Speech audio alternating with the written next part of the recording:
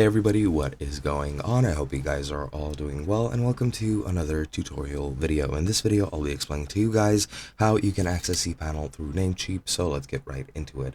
Now, you can do this in two different ways. You can access it through Namecheap itself, through your account, or you can access it through using a URL for your site. So let's get right into it. Now, to sign in through Namecheap, you just need to log into your account, go to the hosting list, then find the website or the hosting subscription you want. Make sure it's not expired, and if it is, renew it. But if it's active and renewed, you can just go here and click on Go to cPanel at the far right of the table, and that will take you to cPanel directly. Then you just need to log into cPanel, and you're pretty much good to go. You also have shortcuts. So for example, if you hover over this icon, which is the hosting list, you can click manage and then go to cPanel directly.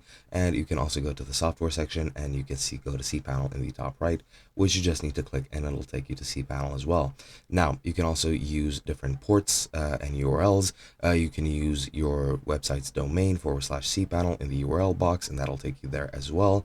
You can use the server host name :2083 or 2082. I'm pretty sure 2086 and 2087 work as well. However, I won't guarantee that. And you can also do cPanel dot your domain or your domain :2082 or server IP :2082. That'll all take you to cPanel. So yeah, that is pretty much it.